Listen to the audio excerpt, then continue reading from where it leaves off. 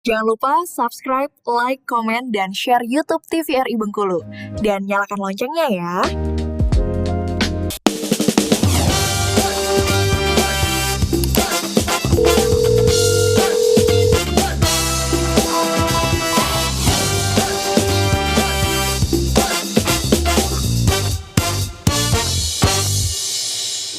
Baik, kembali pemirsa di Dokter Kita TVRI Bengkulu bersama Kita Sehat tentunya, dan kita masih membahas tentang tema kita mengenai waspada hipertensi pada ibu hamil. Dengan narasumber kita ada Dr. Violita SPOG dan juga ada Dr. Else Gempita ya.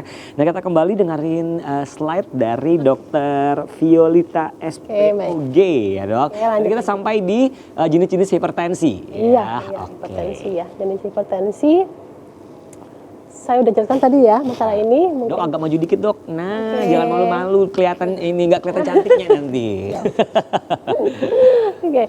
Nah, ini yang membedakan tadi saya bilang ini adalah terjadi pertama itu terjadi pada usia kehamilan 5 bulan ya. Jadi harus hati-hati pada ibu hamil. Kalau memang ada faktor risiko tadi, kita harus benar-benar perhatikan di 5 bulan ke atas. Kalau perlu periksa betul tensinya, teratur. Nah, tensi tinggi ini pada yang itu bisa terjadi pada awal 5 bulan, bisa juga di akhir kehamilan, di hamil 38 bulan. Nah, jadi harus benar-benar diperhatikan kalau ada faktor risiko tadi, dicek tensi teratur kalau tiap bulan ya. Kalau udah ada peningkatan harus segera. Jadi kita jangan sampai lost control, jangan sampai nanti ada komplikasi ke ibu dan janin ya. Kemudian, nah ini, tadi udah ya, belum ya? Belum Bu. Okay. Gejala hipertensi ya. Ini gejala-gejala yang bisa terjadi pada orang yang ibu hamil yang mengalami hipertensi, sakit kepala menetap, gangguan penglihatan, kabur pandangannya ya. Kemudian nyeri pada perut bagian atas itu hubungannya dengan liver ya. Mual muntah juga dengan liver. Jadi kalau udah terjadi 3 pertama ini, kita harus cepat ditangani, ada berisiko menjadi kejang. Jadi kalau pengalnya menetap sakit.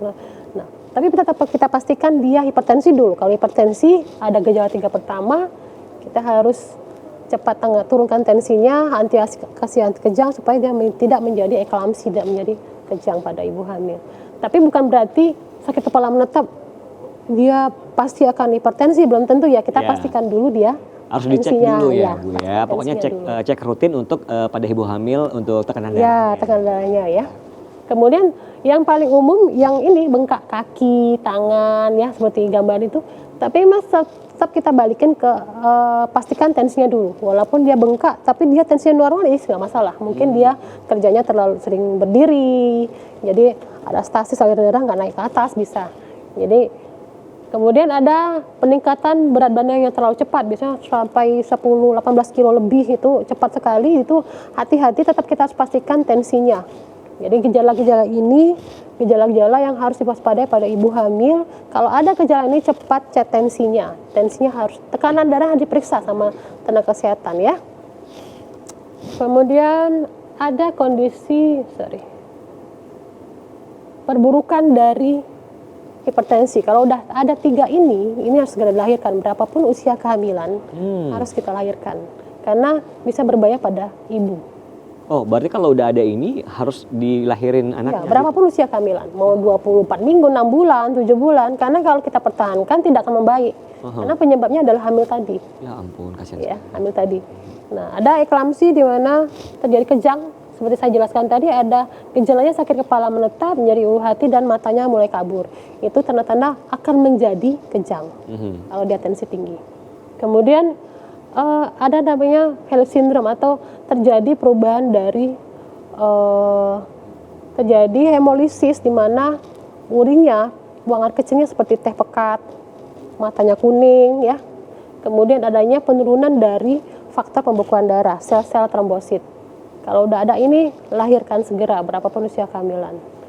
Kalaupun dia masih bisa dipertahankan, kita hanya bisa kasih waktu 2 hari untuk pematangan paru. Ya, kalau enggak, dua-duanya takutnya hilang nanti. Oh, jadi beresiko kepada ibunya sama janinnya. Ya. Tapi kita kalau tata laksana tetap utamakan ibu. Oke. Ya, tetap utamakan ibu. Nah, terakhir adalah sesak nafas pada ibu hamil dan paru ya. Sesak nafas pada ibu hamil kalau diikuti dengan hipertensi itu mekanismenya di paru, ada cairan di paru. Jangan berpikir, oh asma. Memang kalau ya takutnya dikasih nembu sama bidannya, taunya nggak sembuh-sembuh.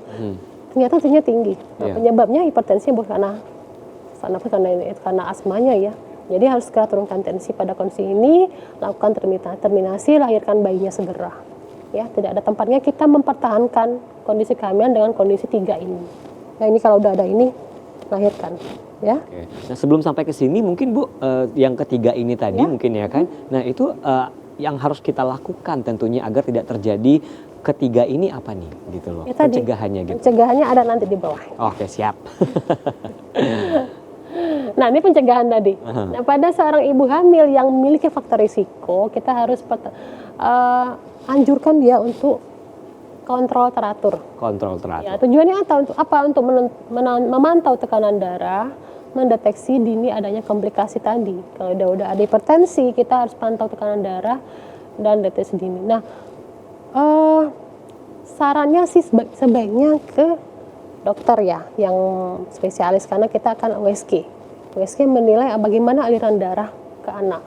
Terkadang kalau ke bidan dia kan kasih hipertensi saja, tidak rujuk, dan itu yang bikin kita kadang merasa kasihan ke pasien gitu ya. Karena kita kalau dengan adanya mengetahui aliran darah ke anak, kita bisa melihat kapan kita harus lahirkan. Jangan sampai tiba-tiba lost control, anaknya udah meninggal di dalam. Karena pada saat tensi tinggi rata-rata ya, aliran darah menyempit ke anak. Makanya sebagian besar anak ibu hamil yang dengan hipertensi dia akan lebih kecil ukurannya ya, kadang pertumbuhan kurang maksimal ya.